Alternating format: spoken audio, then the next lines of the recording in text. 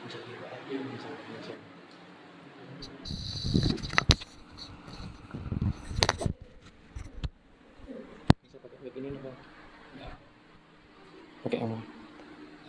ini.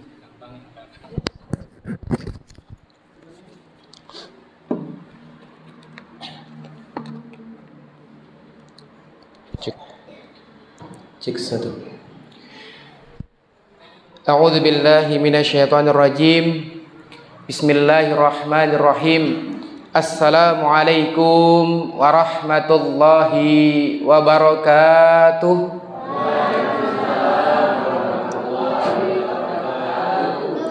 Alhamdulillahilladzi anzalas sakinah. Alhamdulillahilladzi bi ni'matihi tatimmus shalihat. Alhamdulillahilladzi arsala rasulahu bil huda wa dinil haqq liyudhhirahu 'alad dini kulli wa kafa billahi syahida. Asyhadu an la ilaha illallah wahdahu la syarikalah wa asyhadu anna Muhammadan 'abduhu wa rasuluh. Allahumma shalli ala nabiyyina Muhammad wa ala ali Muhammad. Qala rabbi ishrah li sadri wa yassir li amri wahlul 'uqdatam min lisani yafqahu qawli. Rabbana anzilna muzalan mubarakan wa anta khairul muzilin. Raditu billahi rabbah wa bil islami dinah wa bi Muhammadin nabiyya wa rasulah. Rabbi zidni ilma warzuqni fahma. Yang besar tak dihimbau gelar, yang kecil tak disebut nama. Semoga kita semua yang duduk bermajelis ilmu bersama, Allah berikan kita istiqomah sampai nanti kita diwafatkan dalam keadaan husnul khatimah. Amin amin Allahumma amin. Bersyukur dengan sebenar-benarnya bersyukur kepada Allah Subhanahu wa taala atas limpahan nikmat kesehatan yang Allah berikan kepada kita jemaah. Yang kedua, bersyukur kepada Allah Subhanahu wa taala atas limpahan nikmat waktu luang yang Allah berikan kepada kita jemaah. Karena dua aspek ini ketika kita tidak mensyukurinya, maka kita akan menjadi manusia-manusia yang lalai. Di antaranya orang kalau diberi kesehatan dan orang diberi nikmat waktu luang, maka kadang manusia ini potensi dia akan lalai. Dia akan merasa kesehatan itu berharga jika dia merasakan namanya sakit. Betul? Dia merasa nikmat waktu luang itu sangatlah berharga ketika dia disibukkan dengan hal-hal yang tidak bermanfaat. Betul? Maka kita wajib bersyukur kepada Allah Subhanahu wa taala dengan sebenar-benarnya bersyukur, yaitu dengan bersyukur kepada Allah atas nikmat kesehatan dan nikmat waktu luang. Dan yang Allah berikan kepada kita sampai detik ini, yang Allah tanamkan kita sampai malam hari ini, yakni adalah nikmat iman dan nikmat Islam. Satu langkah menuju ke Masjid Al-Muttaqin ini, maka Allah akan angkat derajat kita. Dan satu langkah menuju ke Masjid Al-Muttaqin ini, Allah ampuni dosa-dosa kita. Amin amin ya rabbal alamin. Kita berdoa bersama, semoga Allah angkat derajat kita dan semoga Allah ampuni dosa-dosa kita. Bersyukur kepada Allah. La in syakartum la azidannakum wa la in kafartum inna adzabi lasyadid.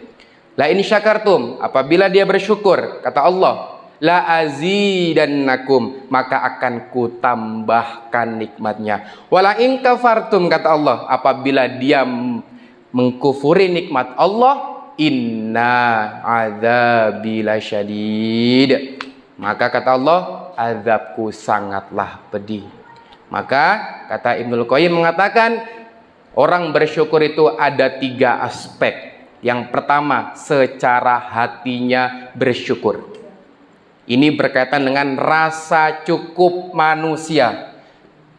Karena jemaah yang dicintai Allah Subhanahu wa taala, takaran manusia rasa cukup itu bukanlah dari nominalnya, bukanlah dari berapa harta yang dia miliki, tapi seberapa luas, seberapa lapang hatinya untuk menerima semuanya. Maka tolak ukur dari sebuah yang namanya cukup itu adalah hati. Yang selanjutnya, aspek dari kita bersyukur adalah lisan kita dengan mengucapkan alhamdulillahirabbil alamin. Kita memuji Allah. Dan yang ketiga, aspek bagaimana tentang sikap kita bersyukur. Sikap ini terbagi lagi menjadi 3 bagian. Yang pertama adalah pemikiran Anda, dan yang kedua adalah tenaga Anda, dan yang ketiga adalah harta Anda untuk bagaimana bisa diperjalankan di amal soleh ini. Kalaulah pemikiran Anda, kalaulah tenaga Anda, kalaulah harta Anda sampai detik ini belum diperjalankan di amal soleh, berarti Anda belum menjadi orang-orang yang bersyukur. Marilah mulai dari diri kita sendiri, mulai dari jamaah Masjid Al-Muttaqin ini, kita mengazamkan diri kita untuk senantiasa menjadi orang-orang yang senantiasa pandai bersyukur. Bapak-bapak yang dicintai Allah Subhanahu wa taala, jamaah Masjid Al-Muttaqin, bagaimana Pak kabarnya pada malam hari ini? Sehat Pak? Alhamdulillah. Ibu dengar suara saya, Bu? Dengar. Saya biasanya kalau jamaah agak jauh, agak kayak teriak-teriak saya. Tapi dengar suara saya, Bu ya. Ibu gimana? Sehat, Bu? Alhamdulillah sehat. Ketika saya bertanya tentang fisik, semua mengatakan sehat. Lalu bagaimana kabar dompet Anda, Bu, Pak? Karena kesehatan orang itu juga dipengaruhi oleh dompet. Ketika dompet sehat, maka insya Allah sehat juga dia. Tapi kalau dompetnya lagi nggak sehat, bisa jadi fisiknya juga tidak sehat. Tapi yang paling penting yang saya mau tanyakan ke Anda semua, bagaimana kabar keimanan Anda sampai detik ini? Alhamdulillah masih stagnan begini-begini saja, Mas. Alhamdulillah sedang naik-naiknya, Ustadz. Ada lagi yang bilang, alhamdulillah sedang delosor-delosornya di bawah, Ustadz. Maka salah satu cara untuk bagaimana kita mengecas keimanan kita, saya analogikan HP ketika dia lowbat, maka di-charger. Begitulah keimanan. Ketika keimanan kita lowbat, maka di-charger dengan yang namanya majelis ilmu. Man salaka tariqan yaltamisu fihi ilm, sahalallahu lahu tariqan ilal jannah. Barang siapa yang dia melangkahkan kaki menempuh suatu perjalanan menuju ke majelis ilmu, maka Allah mudahkan langkahnya menuju ke surga. Amin amin ya rabbal alamin. Baik jamaah yang dicintai Allah Subhanahu wa taala, yang saya cintai dan saya banggakan. Tema kita pada malam hari ini yakni adalah kembali kepada Allah, kembali ke masjid. Alhamdulillah, sedikit pengenalan ayahanda ibunda. Perkenalkan, nama saya Bayu Gatra Irawan. Tadi sudah disampaikan oleh Bapak MC atau biasa disapa Buya Bayu. Mohon maaf, saya tidak pakai bahasa Jawa. Saya bukan asli dari Jawa, jamaah. Ngapunten, saya asli dari Sulawesi Selatan, Makassar. Campuran ibu saya Wonosobo, Ngapak, orang Kepena. Alhamdulillah Allah perjalankan sampai detik ini bisa berada di wilayah Kulon Progo, dan kami di Kulon Progo memiliki gerakan yang namanya Cinta Masjid. Alhamdulillah Masjid Al-Muttaqin ini sudah masjid yang ke-36 yang kami datangi dari 55 tempat. 55 tempat itu diantaranya pondok pesantren, kami mengisi sharing motivasi, diantaranya juga sekolahan-sekolahan. Jadi bagi Anda yang memiliki belajar di sekolah atau menjadi pengajar di sekolahan atau berada di pondok pesantren, pengen memberikan motivasi kepada anak santrinya, kepada anak siswanya, bisa menghubungi kami tim Cinta Masjid. Target kami di tahun 2022 ini 99 masjid yang akan kami datangi. Mohon doanya nggih, semoga kami senantiasa diberikan kesehatan. Amin amin ya rabbal alamin. Baik, jemaah yang dicintai Allah Subhanahu wa taala, kita santai saja nggih Pak, sharing-sharing saja. Berkaitan dengan masjid, berbicara tentang masjid, apa yang terlintas di pikiran Anda ketika melihat yang namanya masjid? Kenapa Pak? Menyejukkan. Ibu, ketika melihat masjid, apa yang terlintas di pikiran Anda? Menenteramkan. Ada lagi tempat ibadah, tempat sholat, betul, tempat bermajelis ilmu. Semua sepakat bahwasanya masjid adalah tempat yang tentram, tempat yang nyaman, tempat ibadah dan tempat majelis ilmu. Betul, betul. Tapi fakta saat ini, apakah masjid sudah menentramkan kita?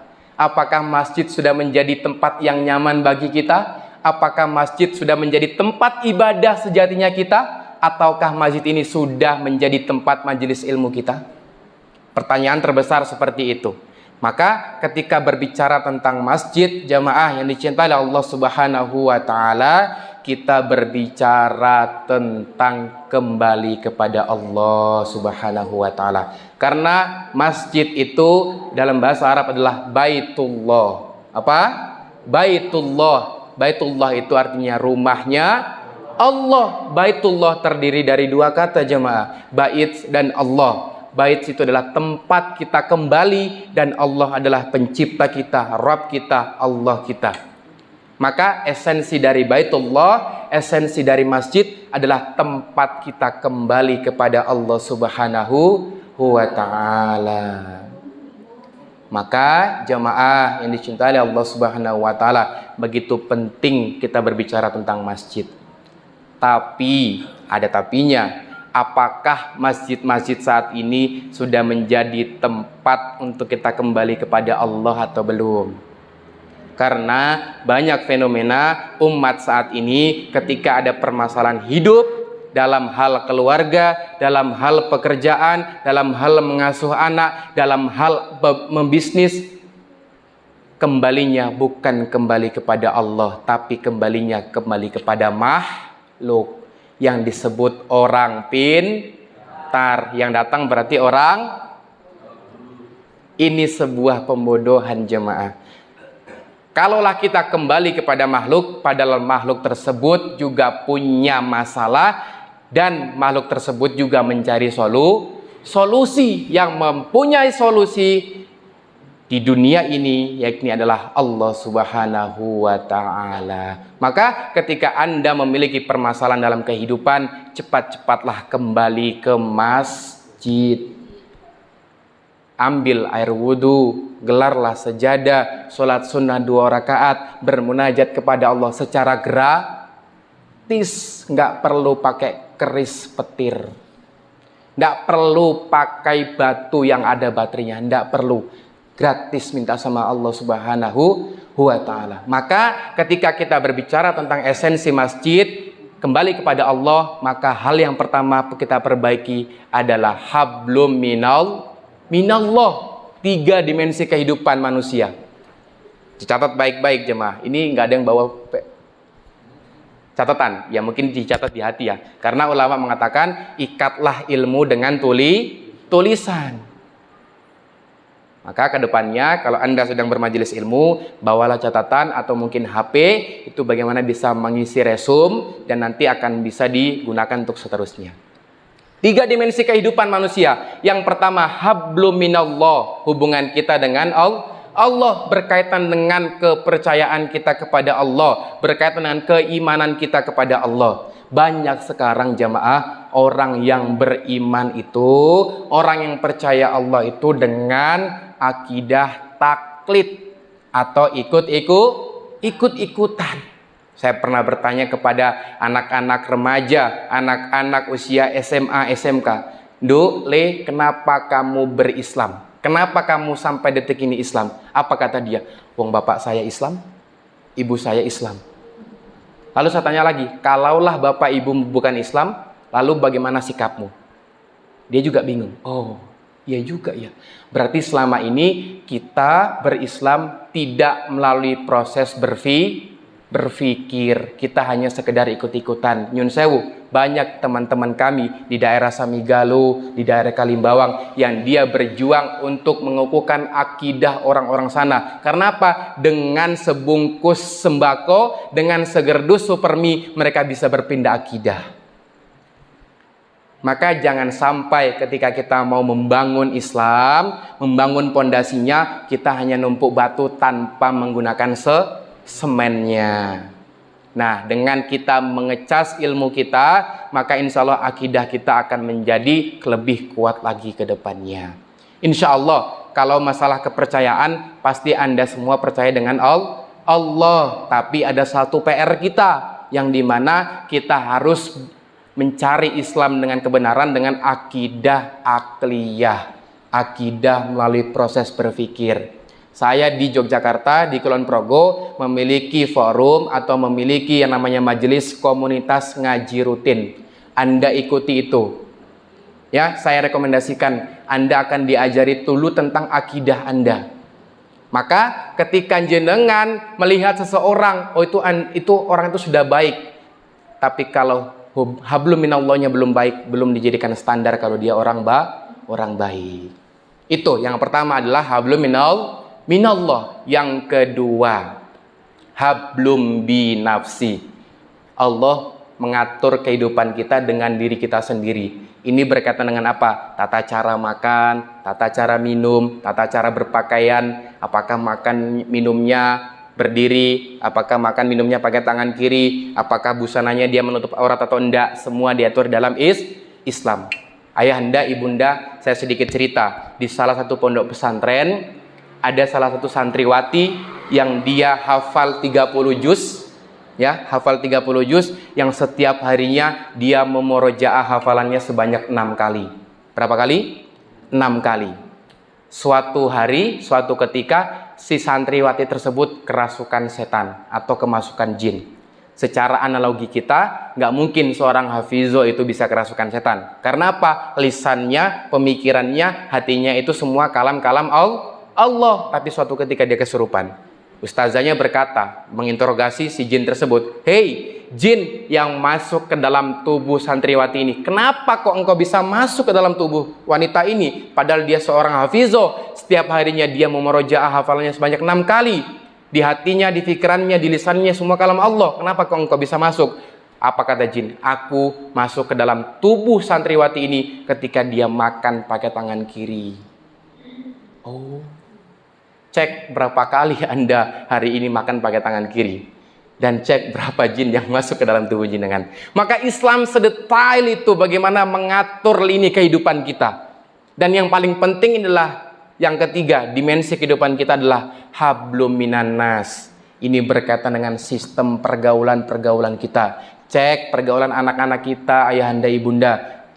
Saya selaku pemerhati remaja di Kulon Progo, angka hamil di luar nikah, Yun Sewu saya katakan, angka hamil di luar nikah di Kulon Progo itu tertinggi usia SMA dan SMK menjelang ujian nasional.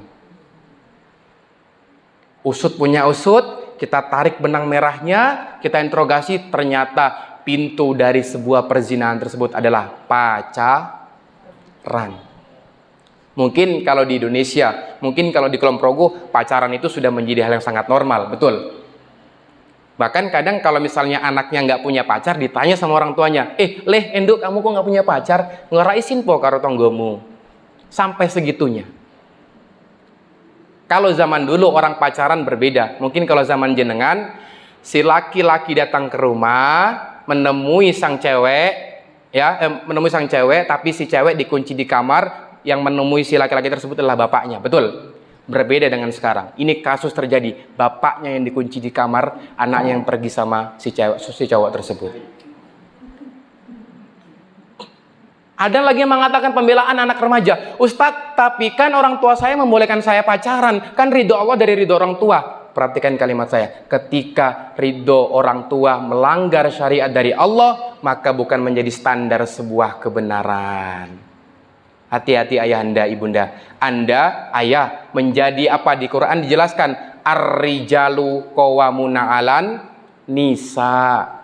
Rijal, laki-laki itu menjadi qawam untuk nisa, untuk kaum para wanita. Qawam itu apa? Percontohan, dicontoh, digugu, lan ditiru. Kalau Anda tidak memberikan contoh kepada anak-anak Anda, maka hati-hatilah. Kehancuran anak-anak Anda, generasi-generasi kita saat ini akan rusak. Ya ayyuhalladzina amanu qu anfusakum wa ahlikum naro. Wahai orang-orang yang beriman, jagalah diri Anda dan keluarga-keluarga Anda dari bahaya api neraka. Anda sudah sholat, Anda sudah zakat, Anda sudah puasa, sudah bersedekah, sudah haji, sudah umroh bahkan, tapi anak Anda terbengkalai, nol nilainya. Semua akan dimintai pertanggungjawaban kelak di akhirat. Maka Islam sedetail itu untuk bagaimana mengatur semua lini kehidupan kita. Itu baru sistem pergaulan. Bagaimana sistem akad jual beli kita sebagai pebisnis. Sebagai umat muslim, sebagai pengusaha muslim, orientasinya bukan masalah untung rugi. Bukan masalah cuan enggak cuan, tapi berkaitan tentang dosa dan pahala, berkaitan dengan surga dan neraka. Maka 3 dimensi kehidupan itu harus kita jaga benar-benar. Islam tidak hanya sekedar mengajarkan kita ibadah mahdho. Islam tidak hanya sekedar mengajarkan bagaimana kepuasan soleh kita pribadi. Kalaulah kita soleh pribadi, tetangga kita bermaksiat, maka kita akan kena juga. Minimal kita sudah berikhtiar untuk menyampaikan dan untuk menasehatinya jemaah. Jemaah yang dicintai Allah Subhanahu wa taala. Maka salah satu cara untuk mengembalikan generasi-generasi kita untuk menjadi lebih baik lagi, yaitu adalah pengkaderisasiannya ada di masjid. Tapi permasalahannya, bagaimana mau mengurus masjid, bagaimana mau mengurus umat, terkadang di intern masjid tersebut juga bermasalah. Coba kita cek dulu. Spirit memakmurkan masjid ada di Quran surah At-Taubah ayat 18. Quran surah 9 ayat 18 dicatat. A'udzubillahi minasyaitonirrajim. Innama ya'muru masajidallah man amana billahi wal yaumil akhir wa aqamus sholata wa ataz zakah wa lam yakhsha ilallah fa asa ulaika ayyakunu minal muhtadin. Coba kita bedah. Innama ya'muru masajidallah, sesungguhnya yang memakmurkan masjid Allah. Nah, ini terkadang ada yang mengaku-ngaku ini masjid punya saya, ini masjid punya yayasan, ini masjid punya pewakif, ini masjid punya organisasi. Tidak, masjid punya Allah. Kalaulah Anda sibuk mengurus masjid ini milik siapa, maka nggak akan makmur masjid Anda. Masajidallah, masjidnya milik Allah. Seharusnya siapa? Semua masuk di dalam ini. Siapapun itu, selama akidahnya benar, akidah Islam. Sibuk memikirkan perbedaan. Itu yang pertama. Yang kedua, sibuk memikirkan pembangunan. Rata-rata, ketakmiran, DKM. Dimanapun saya datangi, mereka sibuk memikirkan pembangunan. Ini keramiknya udah wayai ganti nih, Pak Takmir. Kita harus ganti granit. Ini kipasnya udah bermasalah. Kita ganti dengan AC ya. Tapi lupa bagaimana membangun jamaahnya. Padahal PR terbesar dalam masjid adalah memakmurkan masjidnya dengan sholat. Takmir, esensi dari takmir adalah memakmurkan. Dan esensi dari memakmurkan adalah sholat berjamaah. Maka ini selalu saya tegaskan dimanapun. Ketika ada takmir DKM yang dia tidak berjamaah di masjid, maka keluar esensi dari ketakmirannya. Sedetail itu, iya, berat. Maka Imam Al-Ghazali mengatakan di dunia ini yang paling berat adalah amanah. Itu jamaah yang cinta Allah Subhanahu wa taala. Setelah sibuk memikirkan pembangunan, yang ketiga, sibuk memikirkan perbedaan tadi itu. Sampai kapanpun yang namanya khilafiyah, yang namanya fikih itu pasti berbeda.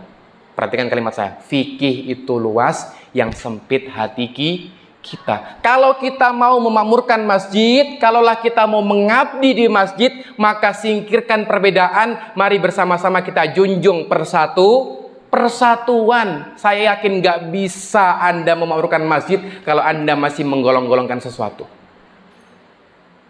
Kenapa Mas Bayu tahu? Iya, saya sudah alami dan saya sudah riset di beberapa masjid yang saya datangi. Yang selanjutnya, masjid tidak menjadi ramah anak-anak. Suatu ketika, saya pernah bertanya kepada anak-anak SD, anak-anak SMP, mohon maaf. Yang lain pada ke masjid, dia nggak berangkat ke masjid. Saya tanya, kamu kenapa kok nggak berangkat ke masjid? Padahal teman-temanmu semua berangkat ke masjid. Apa kata dia? Mas, aku malas berangkat ke masjid. Aku trauma. Dulu waktu aku SD, aku pernah dicambuk pakai sejadah sama Pak Takmir. Oh. Kenapa Anda risau anak-anak Anda ramai di masjid? Kenapa Anda risau anak-anak Anda berlarian di masjid, tapi Anda nggak risau anak-anak Anda di depan TikTok? Kenapa Anda nggak risau ketika anak-anak diam di depan YouTube, di depan televisi? Usia-usia segini, saya cek HP-nya, 18 plus tontonannya. Maka nggak salah kalau anak-anak zaman sekarang itu sudah pubertas dini. Karena apa? Tontonannya, pikirannya mereka udah pikiran dewasa. Maka ayolah jadikanlah Masjid Al-Muttaqin ini dan masjid sekitar kita menjadi masjid yang ramah anak-anak. Tapi kan mereka ramai. Iya, karena dunia mereka masih dunia ramai. Minimal mereka terpaut hatinya oleh masjid terlebih dahulu. Karena usia-usia segini masih bisa diarahkan. Tapi kalau sudah SMP, sudah SMA, sudah kuliah, susah kalau mau diatur, betul. Maka ditanamkan dari awal jemaah. Itu ya. Yang tadi pertama, innama ya'muru masajidallah man amana billah. Dialah orang yang beriman kepada Allah wal yaumil akhir dan beriman kepada hari akhir. Ya, orang-orang liberalisme, orang-orang sekularisme, dia tidak percaya yang namanya hari akhir. Pokoknya setelah kehidupan ya sudah mati. Setelah mati nanti ada kehidupan selanjutnya lagi, berputar-putar seperti itu. Maka ketika kita hidup di dunia ini sebagai umat muslim, tadi dikatakan innama ya'muru masajidallah man amana billahi wal yaumil akhir. Sesungguhnya orang-orang yang memakmurkan masjid yakni adalah orang yang beriman kepada Allah dan hari akhir. Maka ketika Anda beriman kepada Allah dan beriman kepada hari akhir, konsekuensinya adalah memakmurkan masjid. Pertanyaannya begini, Ustadz, lalu bagaimana sih cara memakmurkan masjid? Yang pertama, dengan pemikiran Anda. Ide-ide Anda tentang program masjid apa aja sih? Kami sedang mengangkat narasi tentang masjid makan-makan. Oh, itu bid'ah itu. Masjid kok buat makan-makan. Saya riset di beberapa wilayah, di Masjid Jogokarian, di Masjid Munzal Mubarakan yang ada di Pontianak, di seluruh Masjid Al-Falah Sragen, mereka narasinya masjid makan-makan. Dari makan-makan tumbuhlah keimanan.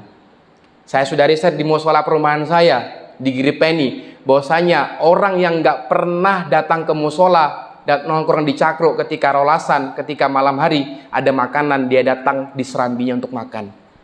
Pelan-pelan ketika waktu sholat dia masih malu, akhirnya dia pulang. Tapi lambat laun dia ada rasa tidak enak hatinya, makan, setelah itu dia ikut sholat berjamaah. Dan justru dialah sekarang yang paling jamaah tetap di musola tersebut.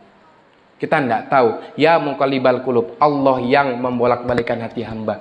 Jadi tidak perlu kita mengkafir-kafir, nggak perlu kita menyesat-nyesatkan orang. Kamu nggak sholat, kamu bukan Islam. Jangan seperti itu. Pakailah kita kacamata ayahanda, kacamata seorang ayah, kacamata seorang ibu. Ketika anak kita misalnya sedang bermaksiat, sedang melakukan sesuatu yang tidak kita inginkan, maka pakailah kacamata orang tua, yaitu dengan apa? Peduli terhadap sesama jemaah. Selanjutnya lagi apa? Innama ya'muru masajidallahi man amana billahi wal yaumil akhir wa aqamus sholat. Menunaikan sholat. Ya, ketika kita beriman, maka kita diperintahkan untuk sholat, karena sholat ini adalah tiang agama. Sholat ini adalah pokok dari agama, dan amalan yang pertama kali dihisab adalah sholat, dan pembatas antara kaum kafir dengan muslim adalah sholatnya. Wa ataz zakah, dan tetap menunaikan zakat, walam yakhsha ilallah, dan tidak takut kepada Allah. Tapi banyak sekarang orang-orang yang dia takut terhadap duniawi, takut jabatannya hilang, takut hartanya hilang. Lillahnya bukan lillahi ta'ala, tapi lillah cuan, lillah jabatan, dan segala macamnya. Fa'asa ulaika ayyakunu minal mutadin. Sesungguhnya mereka lah orang yang mendapatkan petunjuk. Maka nggak heran, nggak salah, nggak kaget kalaulah beberapa teman-teman kami yang selaku marbot yang ada di Yogyakarta, mereka bisa berangkat umroh secara gratis. Karena apa? Mereka sedang berbisnis intan. Apa itu berbisnis intan? Intan surullaha yang surkum wa yuthabbit aqdamakum. Barang siapa yang dia menolong agama Allah, maka dia akan ditolong dengan Allah, dan dia akan diteguhkan kedudukannya oleh Allah Subhanahu wa ta'ala. Maka jemaah yang dicintai Allah Subhanahu wa taala, esensi kita memakmurkan masjid ini adalah salah satu bentuk kita keimanan kita kepada Allah Subhanahu wa taala. Selanjutnya, ada 2 tipe masjid yang harus Anda ketahui. Yang pertama, masjid ussisa ala taqwa. Masjid yang dibangun berlandaskan persatuan, berlandaskan persatuan umat berdasarkan kemakmuran masjid. Itu disebut masjid ussisa ala taqwa. Dan yang kedua, masjid diror, masjid yang dibangun berlandaskan pecah belah ketakmiran, pecah belah umat, pecah belah jamaah. Maka cek masjid Anda, cek masjid sekeliling Anda, apakah sudah menjadi masjid ussisa ala taqwa atau masih menjadi masjid diror. Kalaulah kadang begini jamaah, kadang kalau misalnya kita berada di DKM, berada di kepengurusan, ketika dikomentar oleh orang, kita agak baper, betul. Ada kalimat yang bagus yang akan saya sampaikan. Ketika Anda melakukan sesuatu karena Allah, kenapa Anda harus berhenti karena manusia? Keren nggak? Ulangi kalimat saya. Ketika Anda melakukan sesuatu karena Allah, kenapa Anda harus berhenti karena manusia? Ketika Anda melakukan sesuatu karena Allah dan berhenti karena manusia, berarti ada yang salah dengan niat Anda dalam memakmurkan masjid ini. Maka yang perlu kita cek lagi adalah niat kita. Innamal a'malu bin niat wa innamal likulli imri'in ma nawa. Sesungguhnya amalan itu semua tergantung dari niat, dan kita akan mendapatkan apa yang kita niatkan jemaah. Maka esensi dari takmir, esensi dari pengurus bukan menjadi penguasa masjid, tapi menjadi pelayan menjadi pelayan umat. Banyak PR kita saat ini bukan pembangunan masjid, tapi apa? Membangun jamaahnya terlebih dahulu untuk bagaimana bisa kembali memakmurkan masjid. Dengan cara apa? Pemikirannya tadi, ide-ide dan segala macam. Yang kedua, dengan tenaganya. Ustadz, saya nggak bisa mikir ide-ide, tapi saya punya tenaga. Geser tenaga Anda untuk bagaimana bisa diperjalankan di amal soleh untuk memakmurkan masjid. Saya misalnya punya tenaga ahli di bidang tukang. Sedekahkan tenaga Anda untuk bertukang di masjid ini. Tenaga saya bisa bersih-bersih masjid. Geser tenaga Anda untuk bagaimana memakmurkan masjid ini.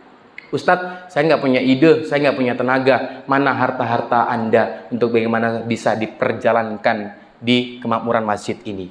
Ustadz, saya nggak punya ide, saya nggak punya tenaga, saya nggak punya duit. Udah, nggak usah hidup sekalian. Hidup segan, mati pun tak mau. Anda sudah diberi potensi ide, Anda sudah diberi potensi tenaga, Anda sudah diberi potensi harta, tapi tidak mau dikeluarkan di jalan Allah, maka nanti Allah sendiri yang akan mengeluarkannya. Maka hati-hati jemaah, ya. Jemaah yang dicintai Allah Subhanahu wa taala. Jadi, marilah bersama-sama jemaah kita memakmurkan masjid ini dengan berlandaskan keimanan kepada Allah Subhanahu wa taala, bukan karena kepentingan-kepentingan pribadi, bukan karena kepentingan-kepentingan jabatan. Karena ini ada korelasinya dengan tujuan kita hidup di dunia ini mau ngapain sih? Bunda, Bu. Ini ibunya kayaknya udah tidur ini. Bu. Nah, biasanya kalau saya tuh paling senang ngisi di ibu-ibu. Soalnya kalau saya pasti interaktif ibunya. Bu, tujuan Anda hidup di dunia ini mau ngapain sih? Macam-macam. Ada yang melayani suami, Ustadz. Ada yang bilang lagi untuk hidup apa segala macam. Apa Bu tujuan hidup jenengan hidup di dunia ini? Masa usia 50 tahun hidup di dunia nggak tahu ngapain sih hidup di dunia ini? Nah, ini bahaya, Pak. Ngapain, Bu? Pak, ngapain Pak hidup di dunia ini? Wa ma khalaqtul jinna wal insa illa liya'budun. Tidaklah aku ciptakan, kata Allah, tidaklah aku ciptakan jin dan manusia melainkan apa? Beribadah, mengabdi kepadaku. Jadi apapun profesi Anda, apapun aktivitas Anda, menjadi seorang pekerja, menjadi seorang ibu rumah tangga, menjadi seorang suami, menjadi seorang bapak, maka niatkan semua atas mengabdi kepada Allah Subhanahu wa ta'ala. Anda ibunda dalam rangka melayani suami bukan karena sosok suaminya. Perhatikan kalimat saya. Anda melayani suami bukan karena sesosok suaminya. Dan Anda menjadi seorang ibu bukan karena sosok ibunya, sosok anaknya, tapi karena apa? Perintah langsung dari Allah Subhanahu wa Ta'ala. Dan ayahanda, Anda sebagai orang tua, sebagai bapak, sebagai pemimpin di rumah tangga, mencari nafkah bukan karena keluarga, bukan karena istri, bukan karena anak, tapi karena perintah dari Allah. Kalaulah Anda niatkan karena manusia, pasti saya yakin ujungnya akan kecewa. Maka niatkan apapun aktivitas Anda itu dalam rangka mengabdi kepada Allah Subhanahu wa Ta'ala. Begitupun dengan kita mengabdi di masjid, entah itu jamaahnya, entah itu DKM-nya, entah itu remajanya, anak-anaknya, semua atas landasan mengabdi kepada Allah Subhanahu wa Ta'ala. Dan jamaah yang dicintai Allah Subhanahu wa Ta'ala, ketika kita hidup di dunia ini mau ngapain, maka kita tahu esensi kita hidup di dunia ini mau ngapain, maka kita akan enak menjalani kehidupan. Karena kita tahu role kita mau ngapain. Dan selanjutnya setelah kita tahu kita hidup di sini mau ngapain, maka kita harus tahu juga kemana kita setelah kehidupan ini. Betul? Kita akan kemana setelah kehidupan ini? Kita akan semua meninggalkan dunia ini. Dunia ini bukan tempat tinggal, tapi tempat meninggal. Kullu nafsin dha'iqatul maut. Setiap yang bernyawa pasti akan merasakan yang namanya kematian. Orang kaya, ulangi, yang kompak. Al-Mutakin ini saya yakin kompak orang-orangannya. Orang kaya, orang miskin, raja-raja, rakyat biasa, Pak Takmir. Saya pernah mengisi di suatu masjid, saya nggak sebutkan nama masjidnya dan saya nggak sebutkan nama daerahnya. Ketika saya bilang Pak Takmir, serempak jamaahnya bilang apa? Mati. Itu pas tablik akbar. Coba bayangkan, satu RW semua bilang mati. Batin saya ini kayaknya ada dendam kesumat antara jamaah sama takmirnya. Insya Allah di sini enggak. Lalu Pak Takmirnya balas di belakang, se utangku isi akeh. Semua kita akan meninggalkan dunia ini jemaah. Jadi nggak perlu nyaman di dunia ini. Jadikanlah dunia ini sebagai wasilah untuk kita menuju ke akhirat. Jangan nyaman di sini karena dunia inilah panggung sandiwara semua tipu muslihat. Jangan nyaman. Sinetron, ya. Semua serba sinetron, semua serba rekayasa, semua serba tipu-tipu. Maka jamaah yang dicintai Allah Subhanahu wa Ta'ala, ketika kita mau menjadi umat muslim yang terbaik, maka kita mengawali semua aktivitas kita yaitu dengan berpikir, bukan dengan hawa nafsu kita. Dan ketika kita mau menjadi berkualitas hidup kita, maka 3 pertanyaan terbesar dalam kehidupan kita tadi harus kita jawab. Uqdatul kubro namanya. Dari mana kita sih sebenarnya? Mau ngapain sih hidup di dunia ini? Dan yang ketiga, akan kemana setelah kehidupan ini? Maka ketika Anda tahu esensi Anda hidup di dunia ini dan memegang 3 pertanyaan terbesar, jadi apapun aktivitas Anda pasti selalu niatkan karena Allah Subhanahu wa Ta'ala. Dan ketika tidak sesuai dengan hati Anda, maka Anda tidak akan mudah baper. Ya, maka ayolah jemaah yang dicintai Allah Subhanahu wa Ta'ala, Masjid Al-Mutakin ini sudah berdiri kokoh, sudah berdiri dengan bagus, maka PR bersama kita yakni adalah kembali memakmurkannya.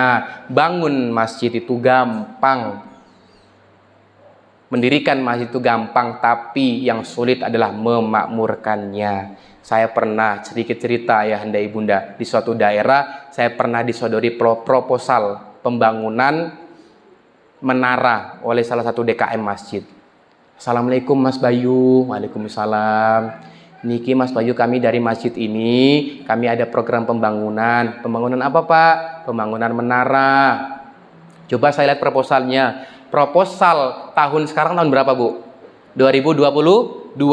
Proposal yang disodorkan ke saya tahun 2012. Berarti ada 10 tahun yang lalu. Saya tanya, Bapak, ini menara digunakan untuk apa? Oh, biar megah Ustadz. Mas Bayu, biar megah. Terus saya tanya lagi, terus kalau sudah megah, apakah jamaahnya ramai? Kelakep bapaknya. Iya juga sih ya. Berpikir, Pak, mohon maaf saya nggak terima proposal seperti ini, Pak. Yang justru Anda bangun adalah bangun jamaahnya terlebih dahulu. Banyak sekarang orang yang berlomba-lomba membangun masjid, meninggikan menara, tapi lupa bagaimana membangun jamaahnya jamaah sekalian. Maka ayolah bersama-sama kita sibukkan diri kita untuk memikirkan tetangga kita, untuk memikirkan saudara-saudara kita juga, karena PR kita bersama-sama untuk bagaimana bisa mengembalikan mereka ke masjid.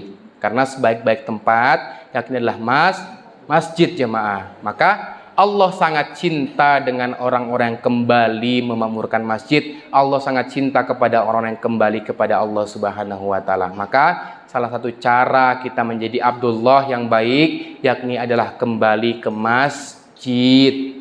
Ya, di sini ada TPA mboten? Ada, ya. Maka kaderisasikanlah anak-anak Anda untuk senantiasa kenalkan dengan Islam jamaah, ya, karena mereka inilah yang akan meneruskan generasi-generasi kita ke depannya. Perhatikan kalimat saya, Sultan Muhammad Al-Fatih. Tahu kan jenengan?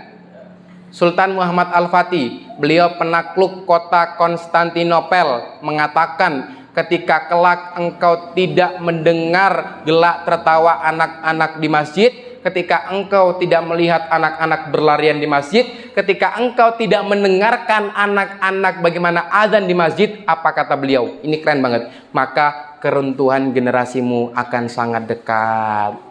Maka cek masjid Anda, cek masjid panjenengan semua yang ada di sekitar Anda. Apakah anak-anak remajanya, apakah anak-anak generasi-generasi kita saat ini sudah dekat belum dengan masjid? Kalau tidak, hati-hati, keruntuhan generasi kita akan sangat dekat jemaah.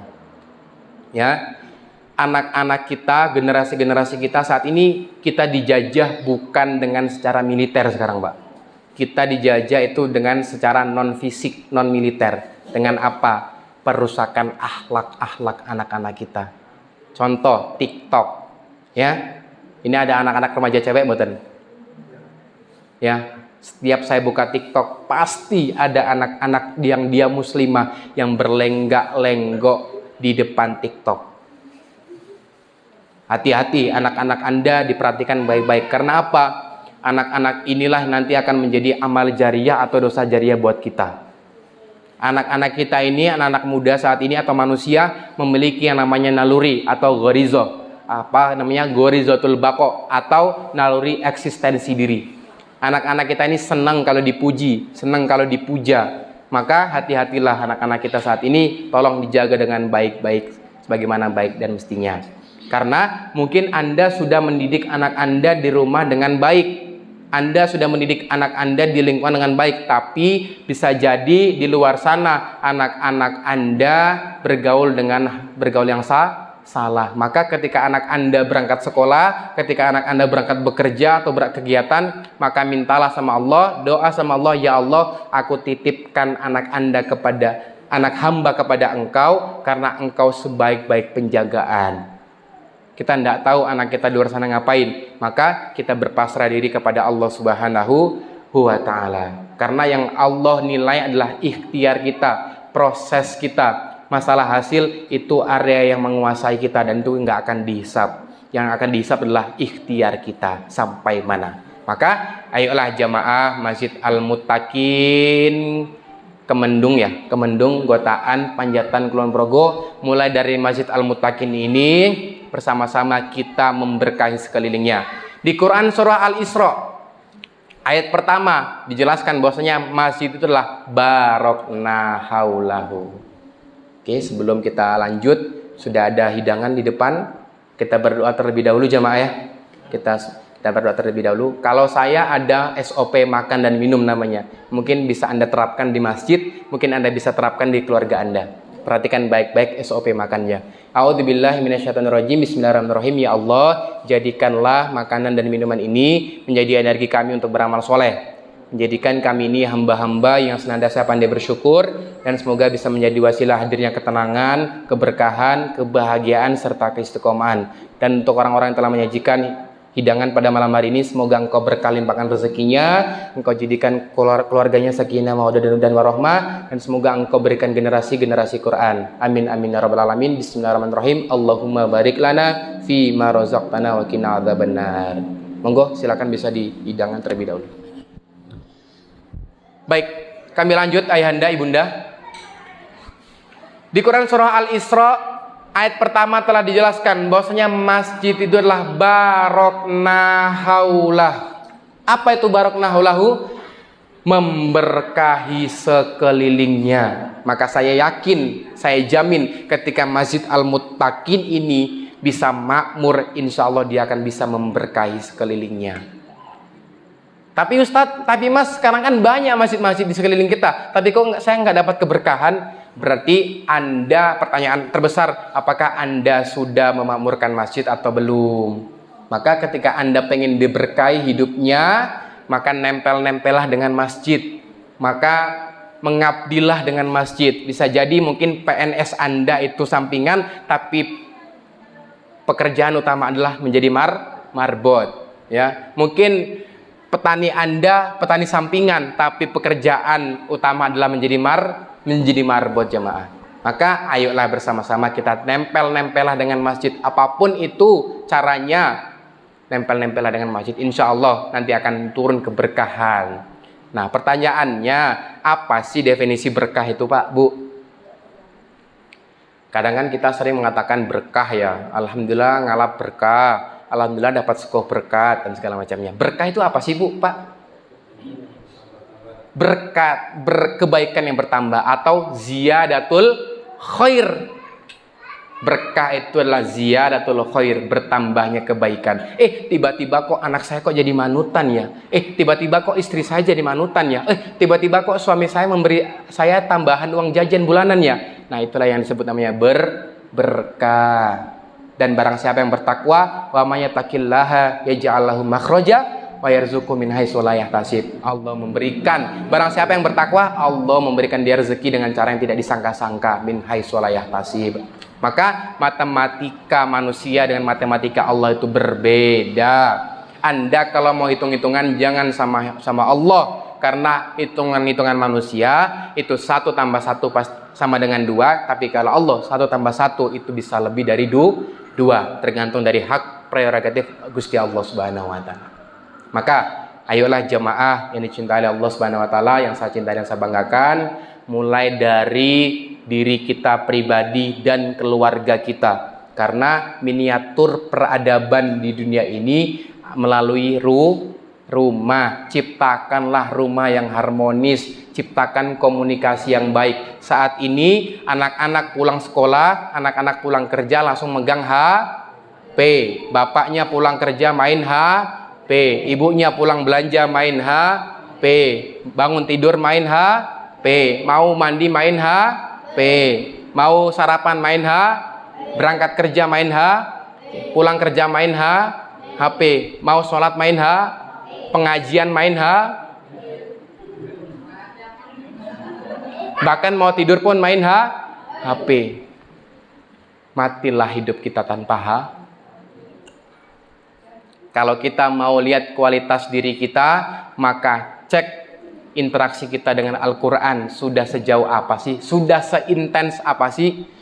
Di Quran surah Al-Baqarah ayat kedua dijelaskan, Dzalikal kitabu la raiba fi. Sesungguhnya Al-Quran itu tidak ada keraguan sedikit pun. Mungkin secara lisan kita bilang nggak ragu, tapi mungkin secara perilaku kita meragukan yang namanya Al-Quran. Maka saya tadi rekomendasikan di komunitas ngaji rutin tersebut, Anda akan menemukan bagaimana Al-Quran benar-benar sebuah kebenaran.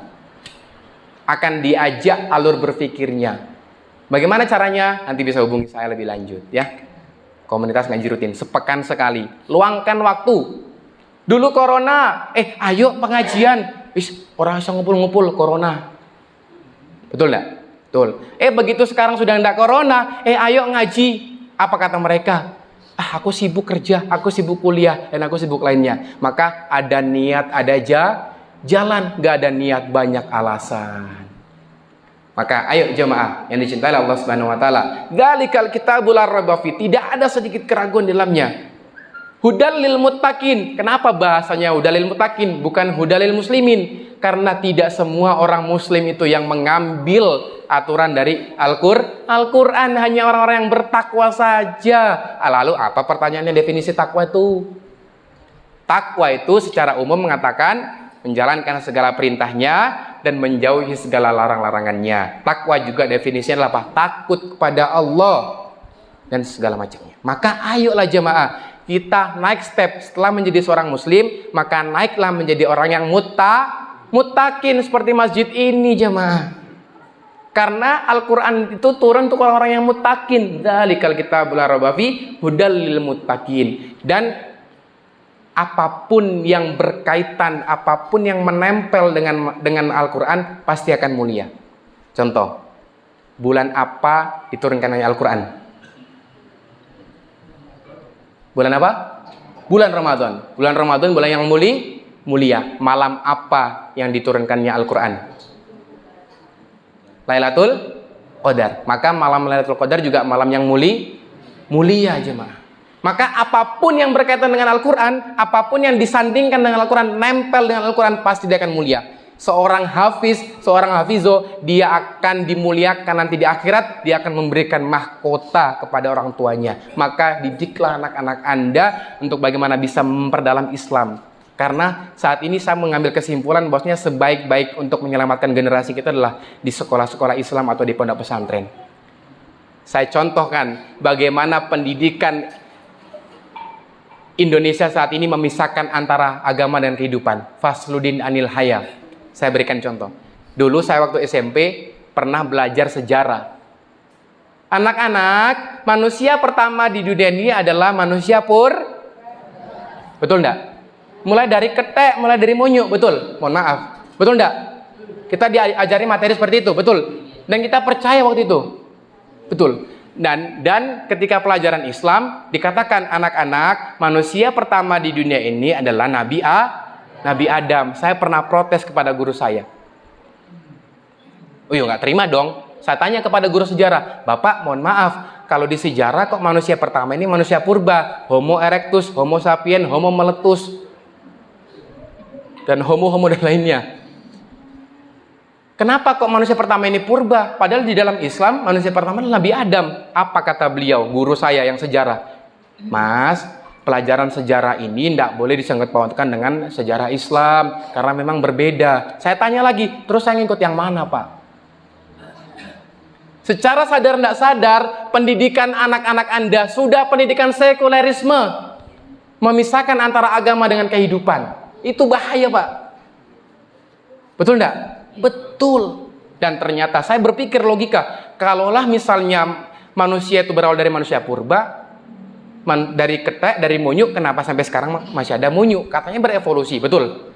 Ternyata itu hanya sekedar teori. Dan kita percaya waktu itu jemaah. Dan banyak sekali pendidikan-pendidikan yang dimana itu memisahkan antara agama serta kehidupan. Dan contoh lagi, hemat itu pangkal kaya. Ya, rajin-rajin menabung nanti kamu akan kaya. Padahal di dalam Islam konsep kaya adalah perbanyaklah konsep terima kasih. Terima kasih. Tapi orang-orang kapitalisme mengatakan bahwasanya orang kaya itu adalah orang yang hemat. Orang yang kaya itu orang yang orientasinya adalah uang dan uang. Makanya sekarang banyak orang-orang yang dia mempertuhankan uang. Sekarang udah banyak orang pintar. Sekarang udah banyak orang yang jenius yang segala macam, tapi belum tentu benar. Belum tentu amanah. Maka ayolah jamaah, ketika kita beriman kepada Allah, ketika ada sebuah kerusakan di dunia ini, ketika ada kerusakan generasi kita saat ini, Anda tidak bergejolak hatinya, maka keimanan Anda dipertanyakan. Maka jangan soleh-soleh sendiri.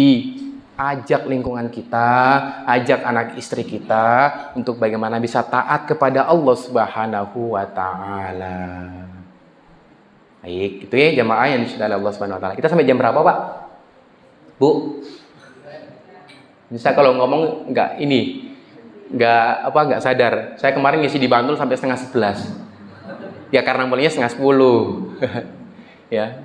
Sudah pakai sofa, itu. Ini kurang kacamata, kurang tongkat, udah kayak Gus Miftah. Masya Allah, luar biasa ya.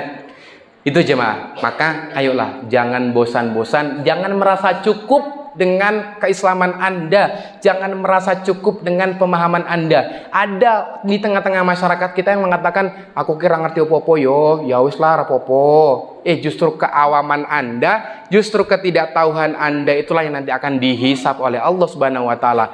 Anda dulu sehat, Anda dulu kuat, kenapa kok nggak berangkat ke masjid untuk pengajian? Kenapa kok nggak berangkat ke masjid untuk sholat? Maka ayolah, orang-orang yang belum sholat kita ajak, ingat pakai kacamata orang tua, kacamata ayah ketika melihat sebuah kemaksiatan, anggap orang itu adalah anak kita, kita peduli terhadap mereka. Sayang, sungguh sayang, ganteng-ganteng tak sembahyang. Sayang, sungguh sayang, ganteng-ganteng tak sembahyang. Nabi Yusuf ganteng, dia bersembahyang. Nabi Yusuf ganteng, dia bersembahyang. Sayang, sungguh sayang, orang kaya tak sembahyang. Sayang, sungguh sayang, orang kaya tak sembahyang. Nabi Sulaiman kaya, dia bersembahyang. Nabi Sulaiman kaya, dia bersembahyang. Sayang, sungguh sayang, cantik-cantik tak sembahyang. Siti Fatimah cantik, dia bersembahyang. Siti Fatimah cantik, dia bersembahyang. Jemaah yang dicintai oleh Allah Subhanahu wa taala, percaya atau tidak percaya, perjalanan ke masjid bukanlah perjalanan kaki, melainkan perjalanan hati. Sejauh apapun masjidnya, sejauh apapun majelis ilmunya, tapi hatinya dekat dengan masjid, pasti dia akan sampai. Begitupun sebaliknya, sedekat apapun masjidnya, sedekat apapun majelis ilmunya, tapi hatinya jauh dari masjid, tak akan pernah sampai. Maka PR kita adalah apa? Tautkan hati kita dengan masjid. Apa ciri-ciri hati kita terpaut dengan masjid? Ketika kita ketinggalan sholat 5 waktu di masjid, kita akan merasa gelisah. Itu pertama. Aduh, aku tadi nggak sholat berjamaah nih. Akan ngerasa gelisah. Yang kedua, ketika hati kita terpaut dengan masjid, orientasinya kita adalah orientasi akhirat. Kadang kita sama anak seperti ini.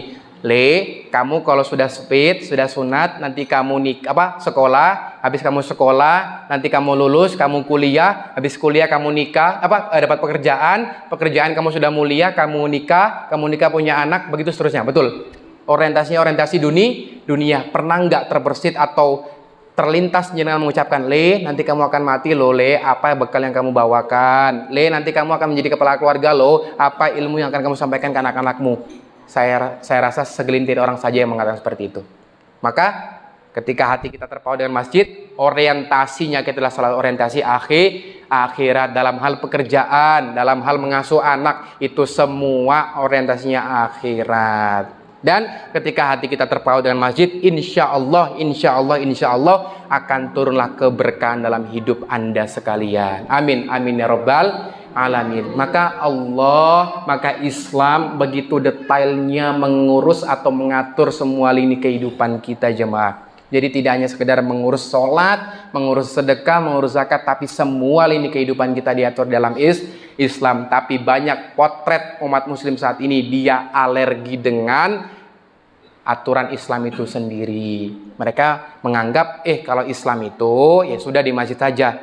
Kalau membahas halal haram di masjid saja. Kalau membahas halal haram itu di majelis ilmu saja. Kalau di pasar, kalau di lingkungan tidak boleh. Nah, inilah orang-orang yang memisahkan antara agama dengan kehidupan. Dia nggak sadar bahwasanya semua lini kehidupan dia diatur di dalam Islam. Ketika kita tahu semua lini kehidupan kita diatur dalam Islam, maka kita melakukan sesuatu haruslah berlandaskan dengan Al-Quran dan as-sunnah. Maka kita berdoa bersama-sama semoga kita diberikan istiqomah oleh Allah Subhanahu wa taala. Kita berdoa sama Allah, ya muqallibal qulub, tsabbit qalbi ala dinik. Ya Allah, atau duhai yang maha membolak-balikan hati hamba, teguhkanlah hati hambamu ini di atas agamamu. Bukan di atas pekerjaanku, bukan di atas keluargaku, tapi apa? Di atas agamamu. Karena agama ini yang mencakup keseluruhan kehidupan kita. Semoga Allah berikan kita istiqomah sampai nanti Allah wafatkan kita dalam keadaan husnul khotimah. Amin amin ya rabbal alamin. Selanjutnya mungkin tanya jawab. Baik, ayahanda, ibunda, ketika ada pertanyaan yang bisa saya jawab, insya Allah nanti akan saya jawab. Ketika tidak bisa saya jawab karena kekurangan kami, saya mohon maaf yang sebesar-besarnya, akan kami konsultasikan ke guru kami. Tafadhol, kalau ada pertanyaan ibunda, ayahanda, silakan. Monggo. Nggih, ada 2 orang, monggo. Sinten duluan. Nggih, sebutkan nama, nomor absen. Waalaikumsalam warahmatullahi wabarakatuh. Ini Budi, Pak Budi nggih? Ya, saya nggih. Sedikit yang saya katakan untuk memperjelas, semua sudah disampaikan tadi, tapi saya tampung merangkum saja. Oh, nggih. Tidak mencatat. Jadi setiap yang diberikan kita tadi, berdoa semoga nanti husnul khotimah. Nggih. Amal itu juga tergantung pada akhirnya. Amal Ya. Betul. Apa usaha untuk husnul khotimah secara itu? Oke. Ya, oke. Apa usaha kita, apa ikhtiar kita untuk husnul khotimah? Betul. Saya tampung dulu nggih, Pak. Monggo, Pak. Siapa? Pak Yanto, nggih, Pak. Monggo, Pak. Waalaikumsalam warahmatullahi wabarakatuh.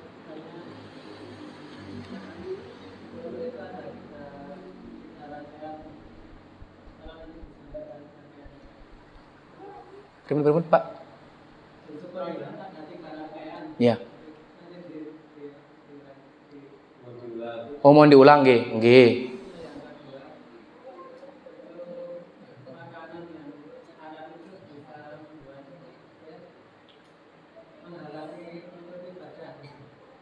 Makanan nggih.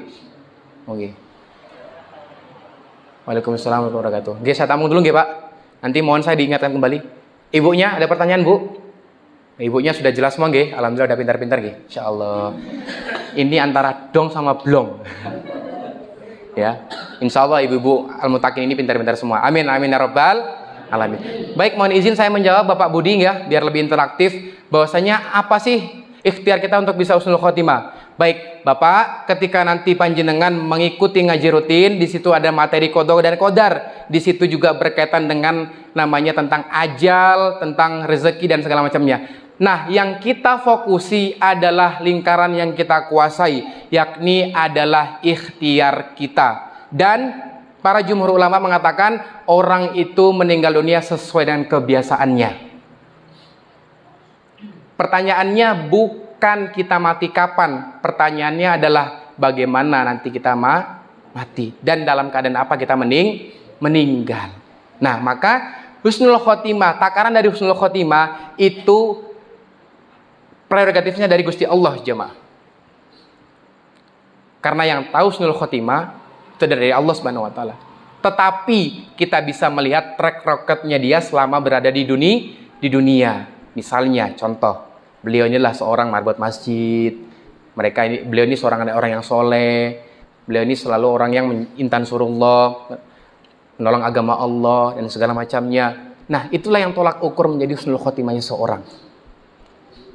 Dan betapa banyak fenomena-fenomena yang terjadi, bahwasanya orang-orang yang senantiasa dia taat kepada Allah itu meninggalnya dalam keadaan yang baik. Kadang jasadnya wangi, harum dan segala macamnya. Betul nggih? Maka takaran dari husnul khotimah itu dari Allah Subhanahu wa taala. Maka yang kita fokusi ini adalah ikhtiar kita. Kita nggak tahu kapan kita meninggal. Karena meninggal ini bukan nomor urut tapi nomor cabut, jemaah.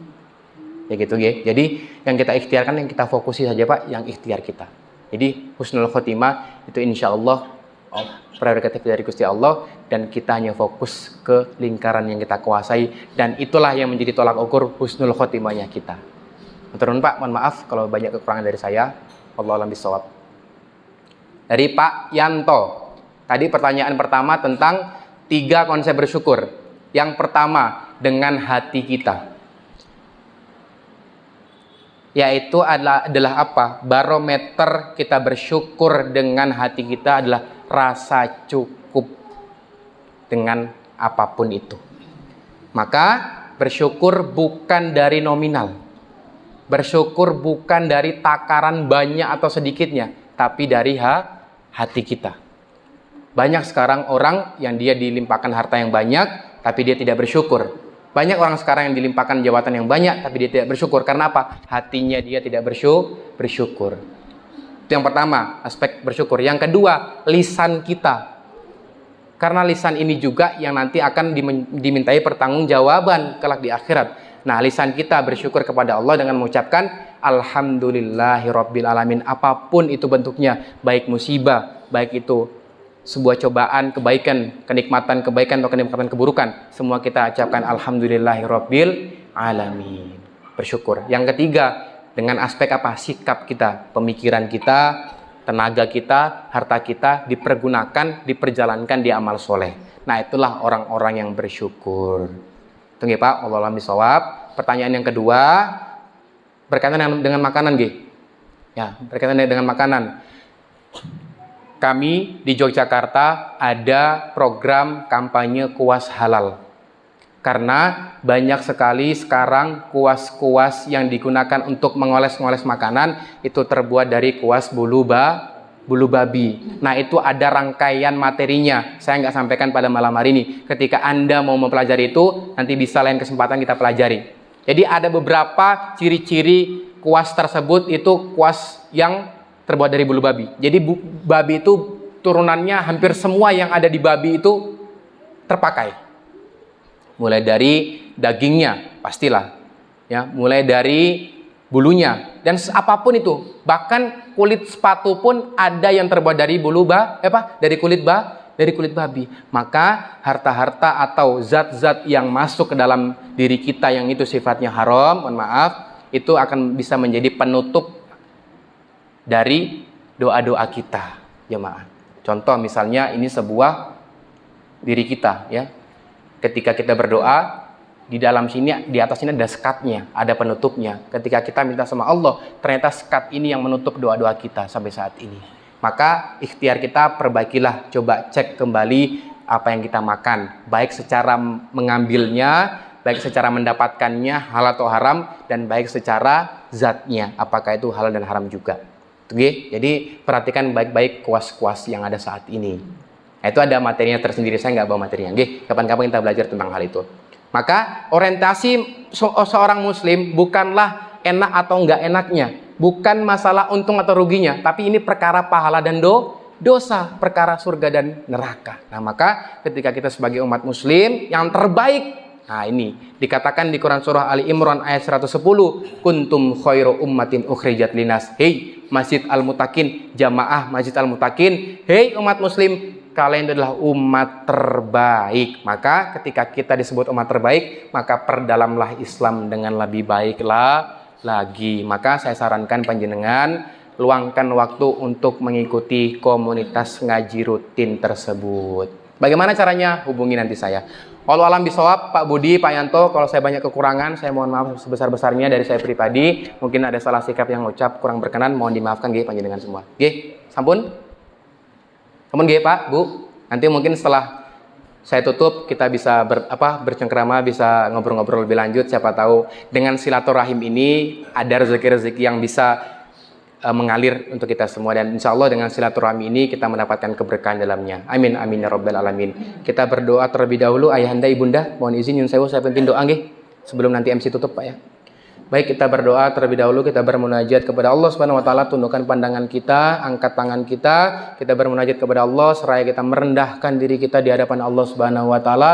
Karena kita banyak dosa, banyak sikap yang kurang berkenan, banyak sikap-sikap yang salah selama di dunia ini, kita berdoa kepada Allah semoga Allah berkahi hidup kita dan semoga Allah ampuni dosa-dosa kita. أعوذ بالله من الشيطان الرجيم بسم الله الرحمن الرحيم الحمد لله رب العالمين الرحمن الرحيم مالك يوم الدين إياك نعبد وإياك نستعين اهدنا الصراط المستقيم صراط الذين أنعمت عليهم غير المغضوب عليهم ولا الضالين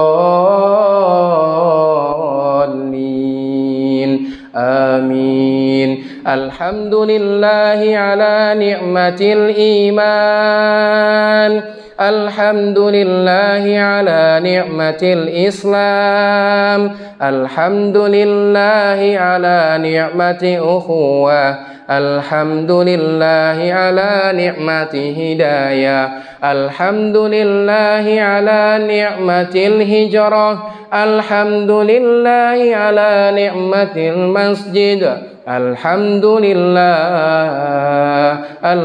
لله حمدا شاكرين حمدا ناعمين حمدا يعافي ويكافئ مزيدا يا ربنا لك الحمد كما ينبغي لجلال وجهك الكريم وعظيم سلطانك اللهم صل على محمد وعلى آل محمد اللهم اغفر للمسلمين والمسلمات والمؤمنين والمؤمنات الأحياء منهم والأموات ربنا هب لنا من أزواجنا وذريتنا قرة أعين واجعلنا للمتقين إماما ربنا ظلمنا أنفسنا وإن لم تغفر لنا وترحمنا لنكونن من الخاسرين ربنا تقبل منا إنك أنت السميع العليم وتب علينا إنك أنت التواب الرحيم رب اغفر لي ولوالدي وارحمهما كما ربياني صغيرا رب هب لي من الصالحين رب هب لي من الصالحين رب هب لي من الصالحين ربنا أنزلنا منزلا مباركا وأنت خير المنزلين ربنا آتنا في الدنيا حسنة وفي الآخرة حسنة وقنا عذاب النار سبحان ربك رب العزة عما يصفون وسلام على المرسلين والحمد لله رب العالمين. Alhamdulillah, terima kasih, jazakumullah khairan katsiran, jazakumullah asnal jaza, ayahanda ibunda sekalian. Semoga kita semua ada di sini hidupnya diberkahi oleh Allah Subhanahu wa taala, dan semoga apa yang kita niatkan pada malam hari ini Allah terima, Allah meridhoi, mengalir pahalanya untuk kedua orang tua kita, dan semoga ini bisa menjadi wasilah penebus dosa-dosa kita di masa lampau. Dan saya mohon maaf apabila selama berbicara tadi ada sikap ucap yang kurang berkenan, ada kekeliruan. Kami sebagai manusia banyak salah dan sikap, mohon dimaafkan yang sebesar-besarnya. Semoga silaturahmi ini kita mendapatkan keberkahan, dan semoga dengan adanya majelis ilmu ini, dengan kita kembali bersama memakmurkan masjid ini, Allah akan memberikan kita keberkahan buat sekeliling masjid kita. Amin amin ya rabbal alamin. Usikum min nafsi bitaqallah, yang baik-baik datangnya dari Allah Subhanahu wa taala. Mohon maaf yang sebesar-besarnya. Satu closing statement dari saya, banyak orang yang sibuk memikirkan bagaimana cara hidup yang baik, tapi lalai bagaimana memikirkan mati yang baik. Maka tidak perlu nyaman di dunia ini, kita senantiasa berlomba-lomba dalam kebaikan untuk bagaimana kita nanti husnul khotimah. Amin amin ya rabbal alamin. Dan kita berharap semua, semoga kita tidak hanya berkumpul di masjid ini, tapi semoga kita dikumpulkan kelak oleh Allah di jannah firdausnya. Amin amin ya rabbal alamin. Demikian, wabillahi taufiq wal hidayah, wa ridho wal inayah. Assalamualaikum warahmatullahi wabarakatuh.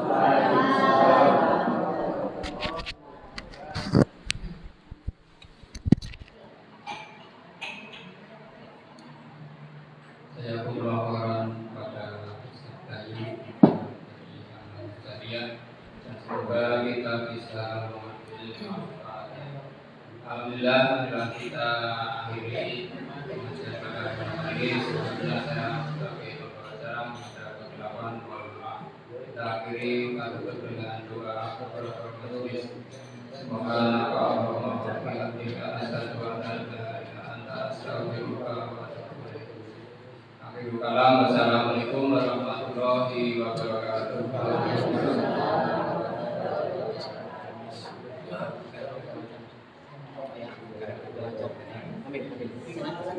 Nggih.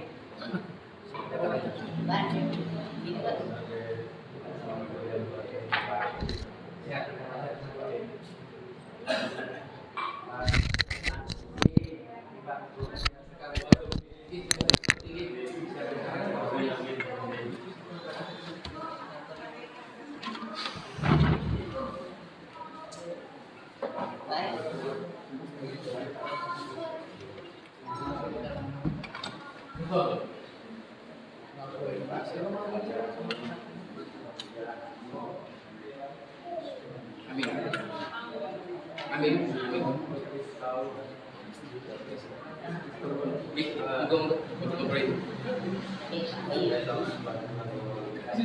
Mas juga.